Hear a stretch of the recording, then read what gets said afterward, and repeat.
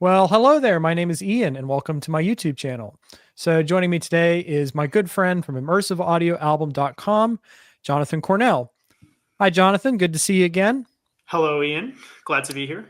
And today we are going to do a very special presentation for you where I have invited Jonathan, who is a professional Atmos mixer, to go inside his most recent work for an artist named Christopher Holt.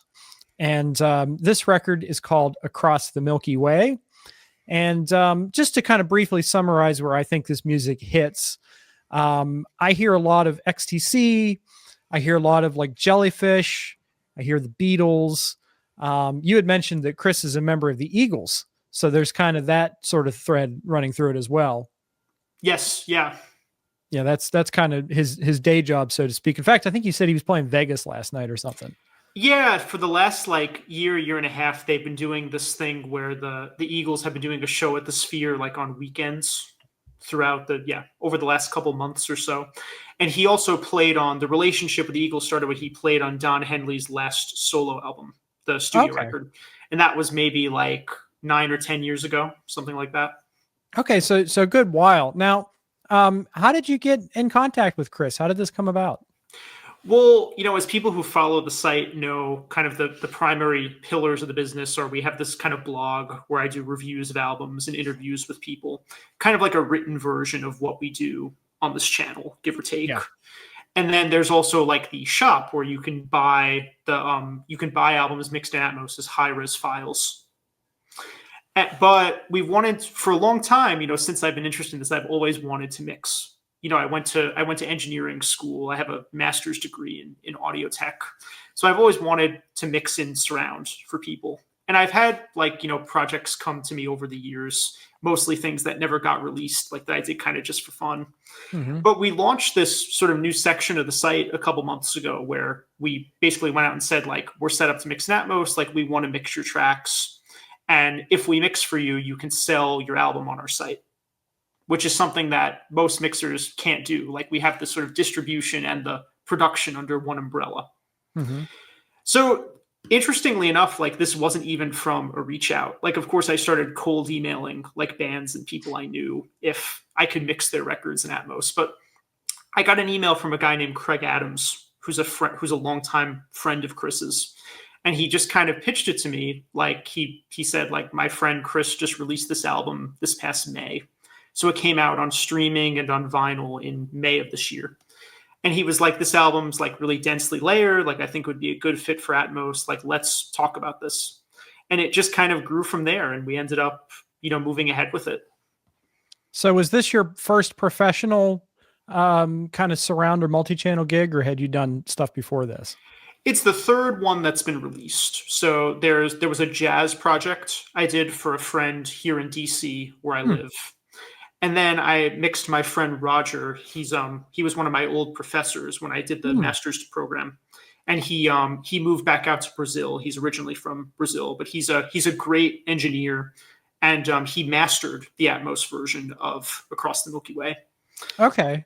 Cool, But cool. Before we did Across the Milky Way, I just for fun, I mixed his last record in Atmos, which is also available on the site. So I guess my last question before we get into it is, so you said you have a master's degree in audio engineering or audio production? The degree was called audio technology, but it was Okay. they taught us how to use Pro Tools and how to record in a studio, that kind of thing. Yeah, similar to my degree. I have a bachelor's in music technology. So I guess my question was, were you mostly learning how to mix in stereo and then you had to apply that? Was there any kind of learning curve, or did you learn how to do this in college before, doing it professionally? Well, one of the things that was so fun about this project and the other ones I've done is it's this sort of opportunity to combine something I was interested in on my own and what I learned in school. So Yes. in school, I learned how to use Pro Tools, which is a whole thing unto itself, all the different key commands and how you route things. But we never did anything with surround in school. I was usually the only person who was interested in it. Same here. Yeah. At American University, where I got my master's degree, they had they had a 5.1 setup that had been installed probably like 20 years ago that no one ever used. I think I was the only one ever to ever to use it there.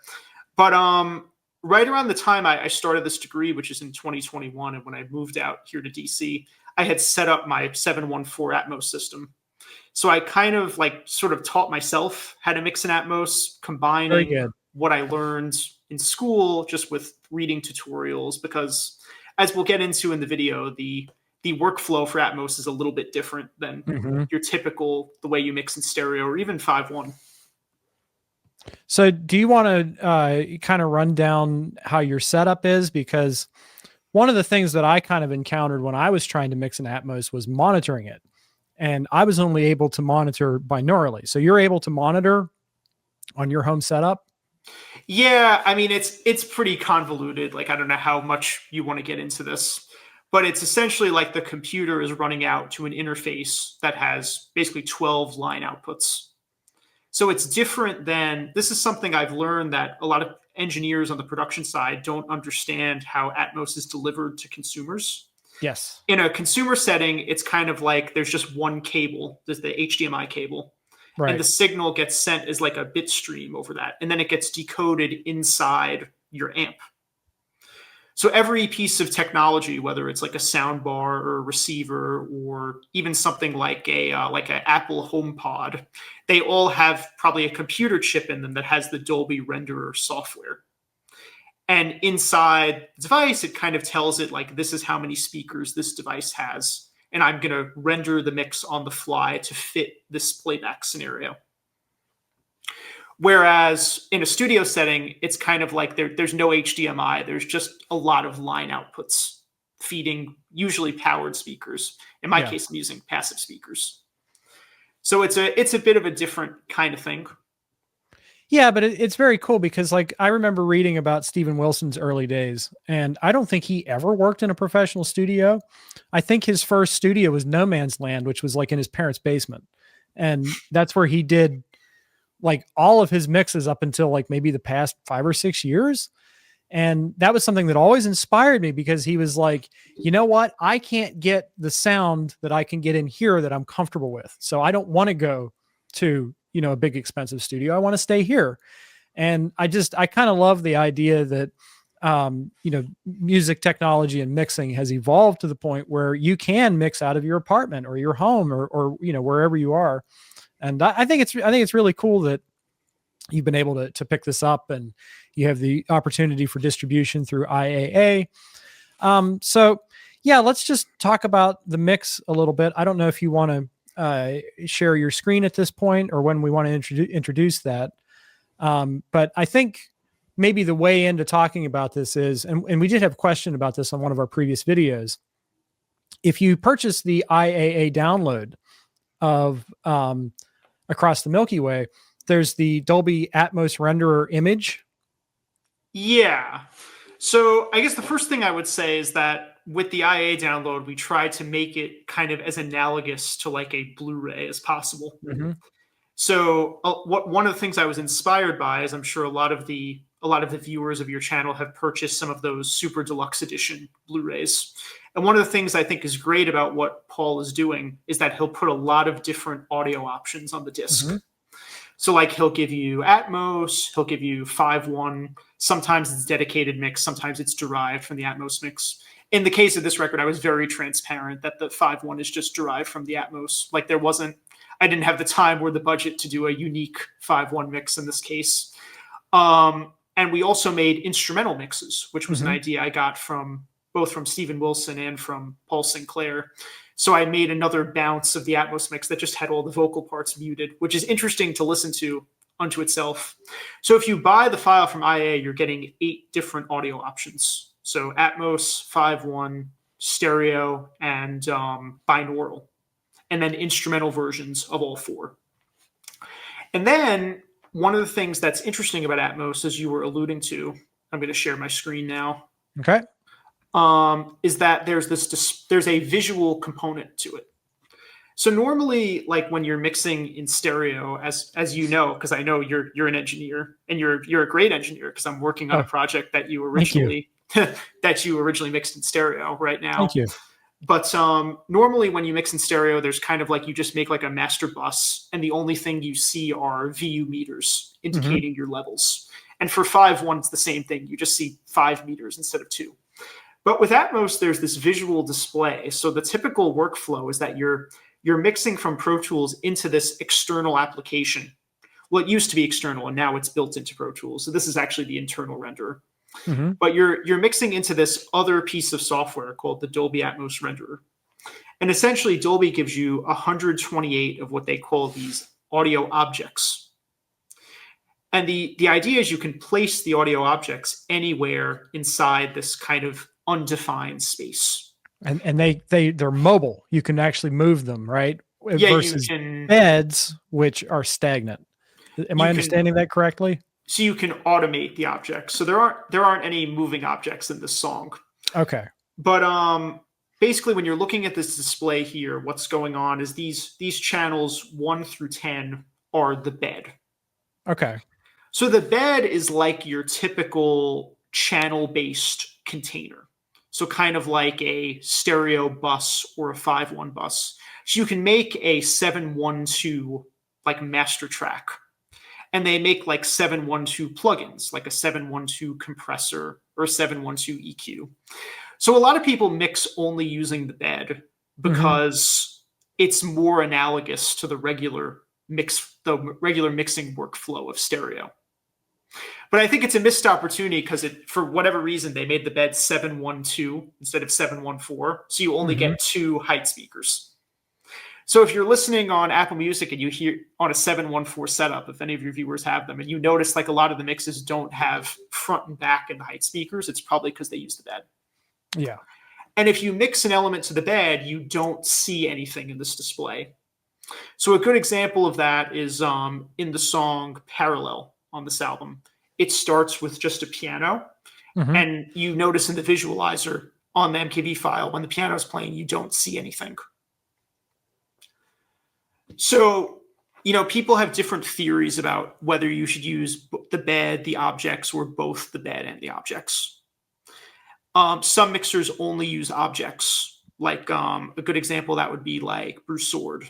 Because I've had the opportunity to test play a couple mixes for him. So I've gotten to see his files and how he approaches things. And he mixes almost entirely with objects. Interesting. Now, if you only use objects, the thing that's different is that there's no like master bus. So something that's sort of become increasingly common, I think, since the 80s when they introduced like the SSL consoles with the built-in compressor, is that like the sound of a mix comes from kind of saturating the mix bus. You can get this effect where if you compress the entire mix, it creates this sort of glue that makes everything sort of blend together and feel more powerful. And you can't really do that with Atmos. Yeah. That's like one of the biggest criticisms against like Atmos mixes is, the mixes come unglued. Yeah. So you kind of, and I credit my friend Roger again, who mastered this album, because in the case of Across the Milky Way, the stereo version was sent to a mastering house. So the album was mixed. It was mixed by a guy named John Dufalo, who works with Chris in Texas. And then they sent it to a mastering house to put like the final touches on it. But the stems they sent me were from the final mixes before they went to mastering. So when you would line up all the stems and put them against the master, which I've done, in this session, you can see this is their stereo mix. And then these are all the different stems and some like grouped, tracks. It doesn't like, even though all the elements are there, it doesn't quite like hit the same way. Yeah. So we kind of had to figure out intuitively, like, what did they do in mastering to give it that last bit of polish, which is, probably like some bus compression, probably like a bit of EQ to make the vocals sort of jump out a little more. It's these subtle things, but, sometimes even though they're subtle, like you miss them when they're gone. Right. Yeah, you know when they're absent. Now, so this kind of leads into one of my questions. So we know that when Steven Wilson does his mixes, he recreates the stereo mix. Whereas when Eric Goebel and Karma Auger do the Frank Zappa mixes, they're just doing the Atmos mix from the start. How do you approach this? Do you try to replicate what's being done in the stereo mix, or do you just start entirely from the Atmos sessions? Yeah, I'm just going to close my screen share. Well, in this case, I think it's important to say this project was not like a rebuild. Yeah. There's a different, like when you go back and mix an older record, which is something that I've never done, it's kind of like you get these raw session reels and you have to kind of match the sounds of the original. Yeah. And in this case, they gave me, since it was a modern project, they were stems. So these were like grouped tracks, stereo pairs that were exported from the mix session. And they have like the balances, some of the panning, and like whatever processing was done to them, like EQ, reverb, compression, all of that was like baked into the tracks. Right. So the intention was that when you play all the tracks together, you kind of get the stereo mix. Yeah. When I delivered my stems to you, that was kind of what I was thinking. I committed all the effects. Yep. With the exception of whatever changes they made in mastering. Right. So it was made easier kind of in that regard. Mm-hmm. But so basically to answer your question, I didn't really, I didn't have to like recreate anything because it was already there. Like I just kind of started mixing in Atmos from what they gave me. But one of the things that was interesting is when you start moving stuff around in Atmos, a lot of time like the levels or just the perspective can kind of change. Mm-hmm. So even though in theory you play all the stems together at unity gain would be the official term, you would get the stereo mix. If you like start pulling it apart, like you put like the shakers in the back or you put the guitars in the sides, a lot of times like just because those things have their own space, they seem louder. Mm-hmm. So there were a lot of like micro level adjustments where I'd be flipping back between the stereo and the Atmos. And I'd be like, wow, that guitar in the left surround is like really jumping out at me now. Like that should really be sort of tucked down a little bit. And part of the reason for that might be because it didn't have the bus compression that was sort of squashing everything together. Yeah. Or like you put the vocals in the center channel. It's like, whoa, those vocals are like really, it's like they're really screaming at you. You got to turn those down a little bit. And the same thing goes for like EQ. Like you put something behind you, it's kind of like, well, like it sounds a little bit duller than I remember it. Yes. Because it's hitting the back of your ear. Yeah. So in a lot of the songs have elements in the back like shakers or tambourine or like keyboards. A lot of times you have to do like a little bit like high shelf on them to just make them kind of hit the same way that they do in the stereo mix. So we encountered like a lot of things like that, but it was nowhere near as complicated as doing like a full rebuild from raw tracks. Yeah. Yeah. That makes a lot of sense. So your setup is remind me what your setup is. 714. Okay. So you're running a 714. How much consideration do you have to give to like consumer systems? Like, cause we've also been talking about, cause I'm going back and forth. Do I need sides? Do I not need sides? All this sort of thing. And I have to imagine that there's a certain amount of consideration for the fact that, yes, I have all of these extra options, but most people are not going to have those. So what's your thought process there? Well, whenever I interview other professionals that do this, I always ask, like, what are you checking? Because it can get crazy if you check all the different channel-based renders. Like, say you're mixing in 714. Does that mean I have to check 712, 514, 512? Maybe some people do that, but I think consider the time investment. Like, it's not possible to check all those different scenarios. So usually from having tested some stuff for professionals and on my own things, usually the three things I'm checking are 714, because that's what I'm mixing in, binaural, and if I have time at the end, 5-1. Okay. But generally, the two main concerns are whatever speakers you're mixing on, so 714, and then the headphones. And this is the interesting thing about Atmos, right? Because with 5.1, you knew exactly how people were going to listen to it, right? They were just, you have to set up 5 speakers. Like, that's it. That's the only way you could listen to it. I mean, you could use like, a sound bar with rear speakers, but there have to be like 5 speaker cones pointed at you to listen to a 5-1 mix. With Atmos, they've managed to make it more accessible, that you can play it in all these different ways. But it adds complications on the production side because you can't predict how people are listening to it. Mm-hmm. And sometimes it's surprising, like when you start on speakers and then you switch to headphones, Mm-hmm. Sometimes your balances will like change quite a bit. Yeah. So, for example, like when you're mixing on a 714 setup, there's side surrounds and then there's rear surrounds, right? And I've talked about this in some of the other videos we've done. And generally, I find when you put things in the rear surrounds in headphones, they don't sound like they're behind you. They just sound quiet. Right. Yeah. Because when you take, this is how I think of multi-channel audio is foreground and background. So if you're listening in headphones, a background sound would be lower. But if you're mixing for surround or Atmos, your background is now behind you. Yeah. So it doesn't really sound like things are behind you. They just sound quiet. So generally, I find that the rear speakers are not great for like elements that are integral to the song.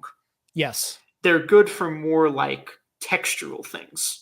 Yes. So if you listen to the Atmos mix of Across the Milky Way, it's like a lot of like keyboard pads or organ, some percussion, occasionally maybe like a backing vocal, though usually I would put the backing vocals in the top speakers. Yes. So, and I also find that if you listen to a lot of Atmos mixes on streaming, you'll notice that there's usually not a lot in the back speakers. And I think that's the reason why, because they know that most people are going to hear it on headphones. Mm-hmm. Now, I know this is like sort of disappointing to people who have speaker setups and they think like, why are you mixing for the lowest common denominator? But I think it's just kind of the unfortunate reality of having to kind of balance things so everybody gets a good experience. Right. But that also addresses some of the criticisms that we got on our Lamb Lies Down on Broadway video. I don't know if you looked at much of the comments on that, but people were like, well, how can you get the full effect if you don't have 19 speakers? Well, that's kind of the charm of Atmos is you don't need 19 speakers. It can be folded down to a 5.1.2 like I have. It can be folded down binaurally. You shouldn't be missing anything on a setup. I think the flexibility is worth the trade-offs, that the complications in the production side. Yeah. Because it makes it so much more accessible to people. Yeah. And there's all these different scenarios people can kind of, dip their toe in the water, so to speak. Mm-hmm. You could pick up a pair of Apple headphones, and then a couple months later, you might say, well, I wonder what this sounds like on a speaker system. Mm-hmm. You could get one of those Sonos soundbars. And a lot of the equipment is kind of modular. So like with the Sonos gear, like there's a speaker called the Era 300 that has kind of drivers all over it. So you could get one of those. And then maybe a couple months later, it's like, what would it sound like if I had another one of these? So you could buy another one, link them together. Or with speakers. A lot of times, this is something you and I were just talking about, the AV receivers have a certain number of amp channels, but they also have more pre-outs if you want to chain in like another amplifier. Mm-hmm. So you could get a receiver that's 514, but like maybe a couple of years later, you'll be like, well, I wonder what 714 sounds like. So you could just plug in another receiver to deliver those other couple amp channels. So I like the idea that you can start small and then you can kind of expand on it as you choose to. Yeah, that's very interesting. So back to Chris's work. So if you want to talk about like maybe what your greatest challenge was, and I think I might know what your answer was because you talked about how hard it was to make everything segue. Yes. I think my original take on this was that this was like the overview on ukulele. I don't think that's exactly what it is, but like the early parts of it kind of have this like space rock, but it's also got elements of like American folk music mixed in there. But this is, the point of this is to say that it is a piece, it works as a piece. And I think Chris has said like The Dark Side of the Moon is one of his favorite albums. So back to my original question, what was the biggest challenge in terms of creating this mix? Well, to sort of before I answer that, to address your point that it's sort of like you said, it was like the overview on uke, and you had said that before, and I was like, I agree with you, and I was trying to figure out why we would make that comparison, and I think that the thing that Chris does so well that's similar to these guys like Steven Wilson or Bruce Sword is that he's like, it's one man that can sound like a band. Yes. Like this album it was basically made like in his home studio. Yeah. I mean, I had done an interview with him about it, which we'll link in the comments, but they started in like a actual studio. Like they did the drum tracks in a studio for all the songs, and then he kind of finished it at home. So it's basically this guy kind of sitting in a room surrounded by all this gear and stuff, just like piling on these tracks, which is which is basically the same way that Steven Wilson has made his last couple albums. You know, he made these records, The Raven That Refused to Sing and Hand Cannot Erase, which were done like actually in a studio with the band playing together. They were done at East West in LA. And then these last couple records, you know, like To the Bone, The Future Bites, were kind of made more just by him sort of overdubbing himself and some like remote collaboration. Like obviously there's, you know, different drummers on those albums and things. Yeah. And like if you had told me that it was a band playing on Across the Milky Way, I would have believed you.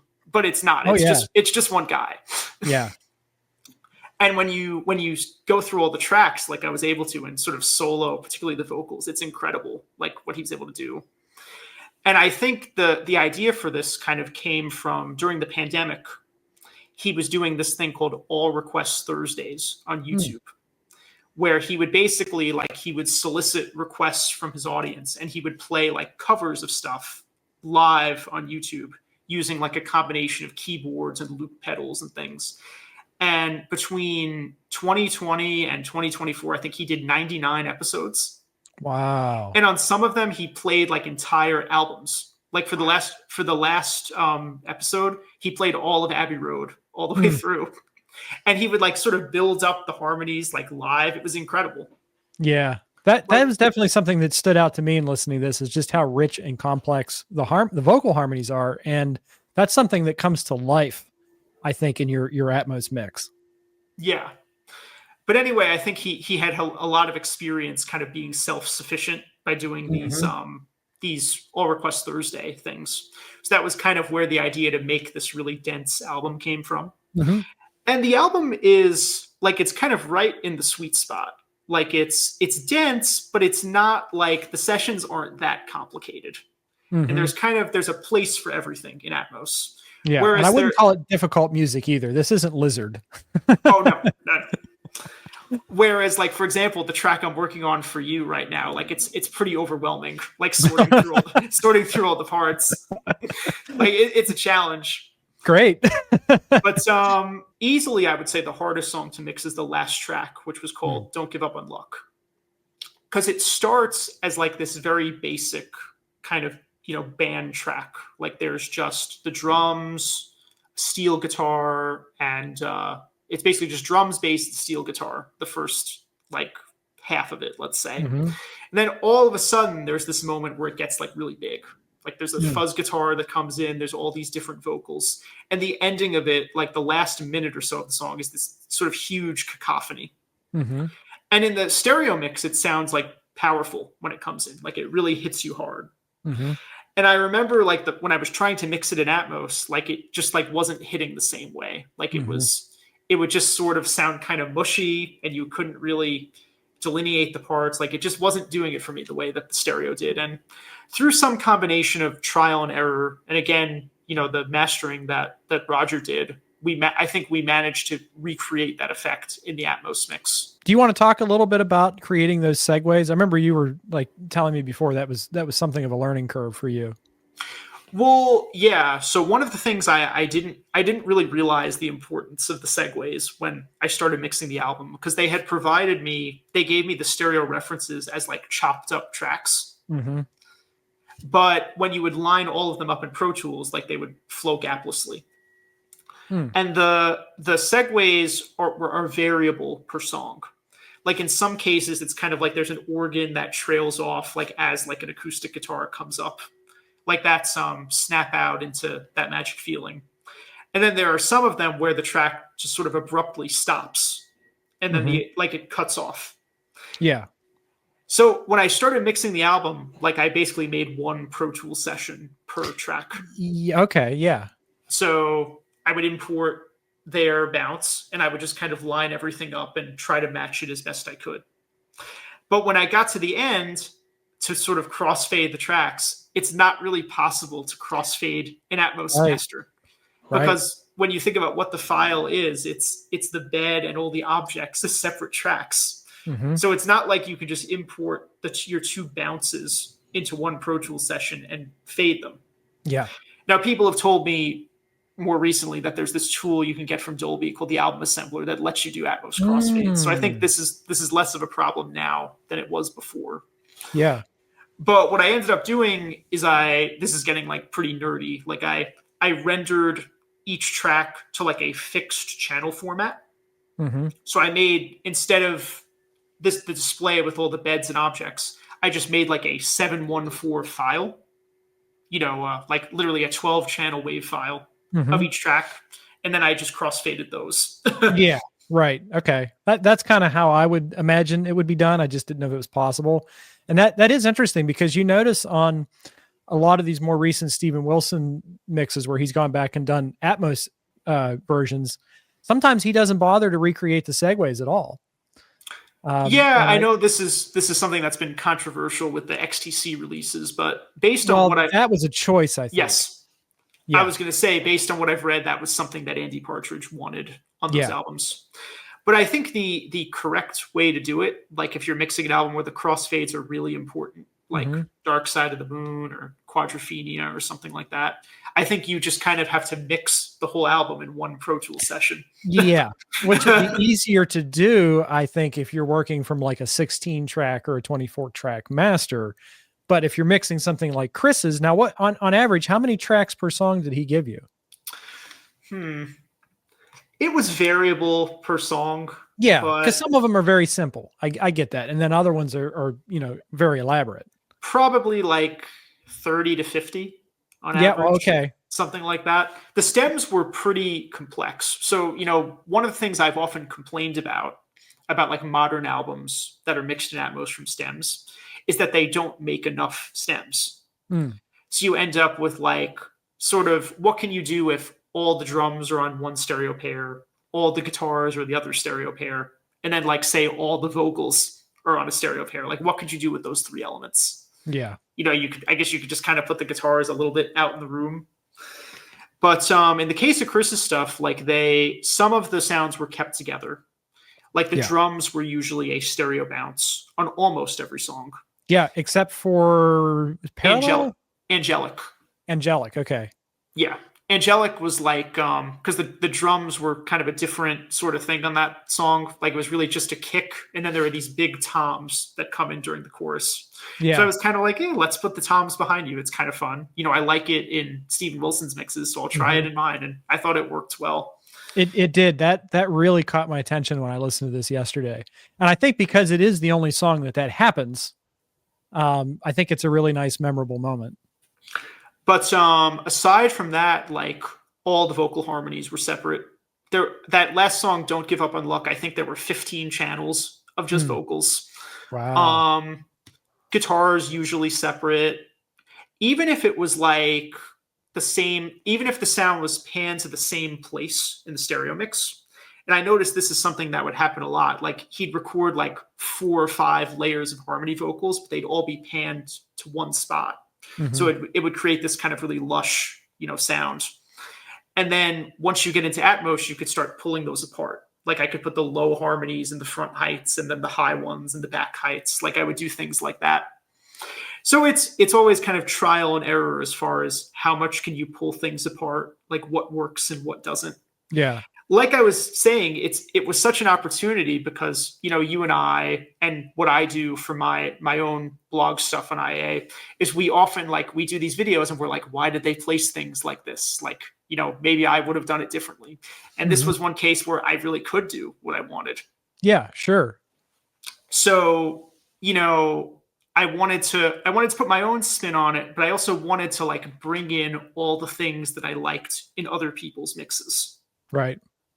So like, obviously, as I've said, like Steven Wilson was a big inspiration. And I think the style I was most trying to mimic in this was his. Yes. But there are also like, we've talked a lot about Karma, Auger, and Eric Goebel's mixes of the Zappa catalog, which are a completely different philosophy than Steven's. Mm-hmm. Like, I would say I would characterize Steven Wilson's mixes are kind of like, he treats the top and bottom speakers kind of as different spaces. So you kind of have the main sound of the band at the bottom. Like in his mixes, the drums are always very clearly at ground level. And then he'll sort of bring in the heights for these textural things, like if there's a burst of backing vocals or sometimes like solos and things. So it's kind of like, hey, like you forget the heights are there. And then it's like, whoa, suddenly they pop in. And I use that effect a lot on this album, particularly with the backing vocals. Mm-hmm. And then the Karma and Eric mixes are kind of like, let's place all the instruments in space and use a lot of that area between the height layer in the bottom. Mm-hmm. Like if you listen to some of the Zappa mixes, like sometimes the snare drum is like here. Mm-hmm. Like it's a little bit out in the room and like a little bit mixed upwards. Mm-hmm. So I kind of try to like use both approaches in this mix. Like I generally follow the Steven template of like, keep the main band on the bottom and put the extra stuff on the top. But there were also some parts with like solos and things where I would put them in that area between the top and the bottom. Like in a couple of the songs, there are these like slide guitar solos where I sort of put them like right in front of your face. Yeah. Or some of the percussion parts. So, I wanted to, like I said, I wanted to kind of do my own thing, but also kind of pay homage to all these other people whose mixes I really like. Yeah, that's cool. So how does this process start for you? Do you sit down and you listen to it and you just kind of visualize where you might want to put it? Or is there, like you said, like a lot of trial and error, or is it kind of like a mixture of the two? Well, you can get ideas from listening just to the stereo mixes. Right. Like you sort of get a feel for like how are things panned left and right. Because generally you kind of want to honor what they did originally. Mm-hmm. Like if there's like a guitar on the left, like you could put it on the left side or you could put it in the left back, but it's like you wouldn't put it on the right. So that's kind of the template. It's kind of like you find what these pairings are and stick with them. But you can change the direction of the pairing. So like in one of the songs, there's a song called Satellite Alone, where at the end there's kind of like a duel between the guitar and the piano. Like there's a guitar lick, then the piano comes in, like a trade-off. So instead of having it go left and right, you can make it go front to back in the Atmos mix. Like you could have the guitar in front of you and the piano behind you, which was what I did. So like I always tell people that the kind of the rules of mixing still apply, which is like that you want there to be balance. Yeah. Like if you put something on one side, you generally want something to counter it on the other side. Yes. And that goes for all directions in Atmos. So I think generally like you kind of want the elements in the back to complement whatever's in the front. So, if there's the main drums are in front, maybe like the shakers and things are in the back. Or like if the lead vocals in the center channel, the harmony vocals might be, in the top or in the back or something. But it's not like the workflow is completely different. It's just kind of there's an extra dimension to it, But as far as like how did I approach it? Yeah, there was a lot of flipping back between their stereo reference and what I was doing. I had a bunch of like testers, like friends who I would send in progress versions to, who would give me ideas, which I think I solicited too many of them because they would give me like conflicting advice. Like some people would be like, you should make that spin around. And then somebody would be like, oh, that's gimmicky. I don't like the spinning. And eventually you kind of just have to decide like, what do you want? Yeah. What do you want? Right. Yeah. Or what does the client want? Yeah. Right. Which is going to be my next question. Yeah. So, Craig, who had started this project and he was the one who funded it. like he has a 714 setup, and Mhm. he's like us, he listens to a lot of these mixes. So I think he understood the assignment, if you will. Mhm. Like he knew like it should be like a fun experience. But I Mhm. was worried, like I was wondering what Chris was going to think of it. And I got lucky that he was able to actually listen to it on a 714 system, because I'm sure this is going to become a problem as I take on more of these projects where the client won't have a studio to listen in or something. They'll just have to listen on headphones, which Right. isn't ideal. Right. But funny enough, like when I played them, when they listened to the first draft version, like the advice was they wanted it to be more adventurous and not less. So one of the examples I remember is there's this song called "I Need a Hearing Aid," Mhm. which is kind of like comical. Like the idea is like you listen to music too loud. So it's kind of a funny song, but there's this part where there's these dueling guitars, which are Mike Campbell from Tom Petty and the Heartbreakers and Mm. Chris sort of trading off. And in the stereo mix, they just go left and right, the trading licks, like in Hotel California, that kind of Mhm. thing. And in the first version of the Atmos mix, like I kept them left and right in front, just moved them up a little bit. So it was like left, top and bottom, right, top and bottom. And then when I sent it to them, they were like, wouldn't it be cool if like the guitars like went all around the room? And I was like, that would be cool. Like, let me try that. And that was what we did in the final version. So it goes like one guitar there, one there, one there. And yeah, So it's a lot of, those are the best kind of clients are the ones that encourage creativity, and encourage you to go there.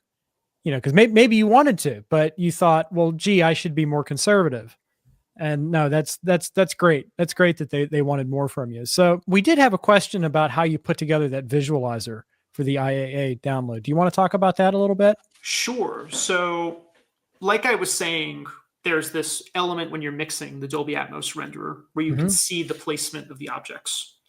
But when the mixes come out on Blu-ray or streaming, whatever, people don't get to see that.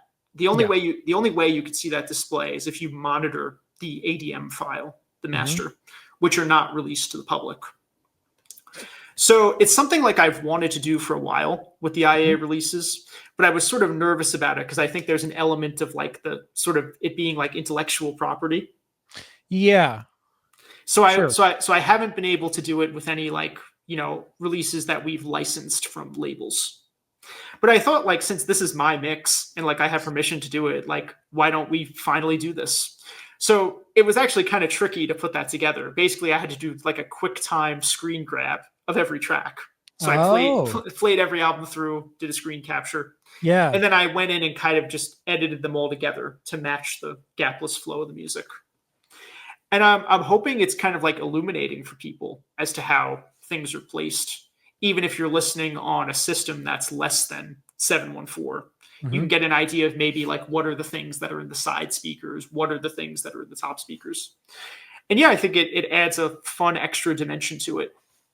Well, for me, the result was it had me getting in the back of my receiver and changing my speakers around because this is a big deal for me, but I've always had my heights up firing.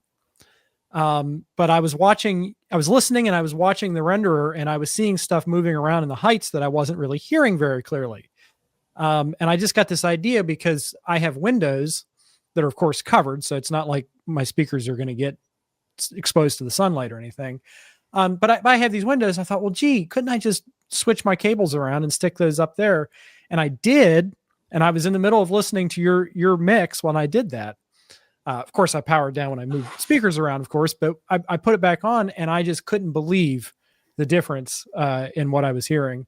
And I had to go back and hear it all over again because, suddenly there was this extra dimension of height and sounds that had previously been a little bit thin and ill defined were suddenly, very, very, very present in the room. So I appreciated that. I will say that one downside is it can get a little bit like mystifying to watch that, and sometimes it's like, I just want to shut it off and use my ears. But it is, still very educational. So Yeah, I do appreciate so that you included that. that was the reason in the download we gave people both options. Yeah, So the downside to this was that the download got quite big because of all yeah, these different files. Because I was trying to kind of serve everybody's interests. Like I made a set of FLAC files. People only want 5.1. I made a set of just regular binaural waves for people who just want to listen on headphones, in addition to the MKVs. So it kind of piled up. Mm-hmm. But ideally, what I would have liked is if you could press a button on the remote to just turn off the visualizer. Yeah. Which, like, maybe that would have been possible if it was a Blu-ray, but with these download files, there's not really a lot you can do in terms of authoring. Like, there's not that much flexibility. So I just made 2 files, one that has the visualizer and one that doesn't. And if you buy the download, you get both. Yeah. Well, I just switched my screen off while I was listening. So that was a pretty simple, gosh, what was the word? Anyway, that was a pretty simple solution. That's what I meant. If people want you to mix for them, how do they contact you? So if you go on the website, there's a subsection of the IO website that's just called mixing, and there's like a contact form, and there's no fixed pricing or anything. It's purely project dependent. So, like, even if you think like you don't have that much budget, like, just contact us and I'm sure we can work things out, because we're interested in growing the catalog. And I would add, as far as Chris's stuff goes, he has a couple more projects in the pipeline that I'm hoping to be involved in. So there's the one I'm maybe most excited about is there's a live recording. So for one night only this past May, he got together a 9-piece band to cover all the parts, and they played the Milky Way album in its entirety. And he said that it was recorded like all multi-track, like there was like a Pro Tools rig running behind the stage, and they shot it with like a 3-camera setup. Oh, interesting. So I'm hoping we can do like a kind of like our own version of, like, you know, Stephen Wilson at the Royal Albert Hall or something like that, like a, you know, well-edited live show with an immersive mix. I think that would be really cool. That would be super. And then there's the record Chris made before this album, which is called Stargazer, which was a double album.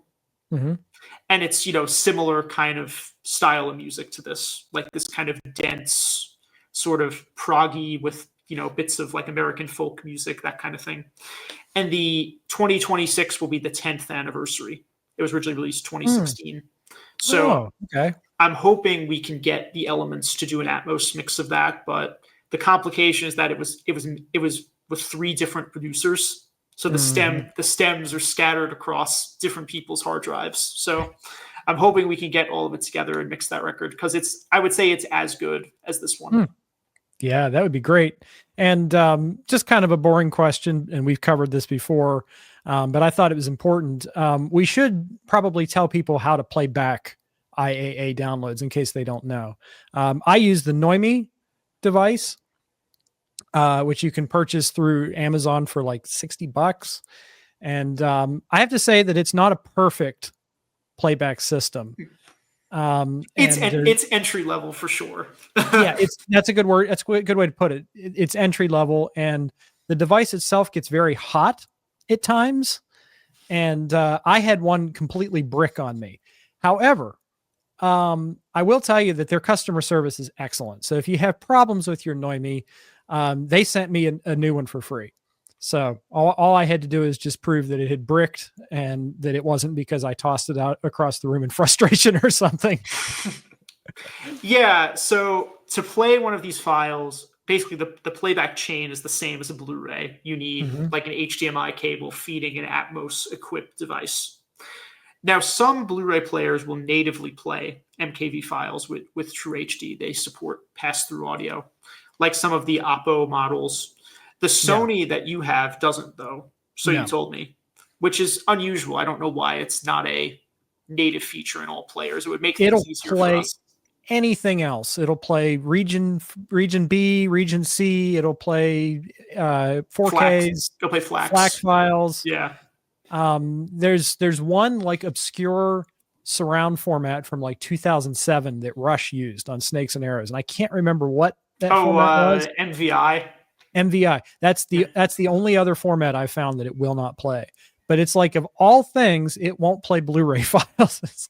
What? So if your Blu-ray doesn't play these files, one solution is you could just plug in a laptop, like any PC. If you just HDMI the PC into your receiver, and you just literally double click the file, like use the native Windows media player, it will play HDMI pass-through.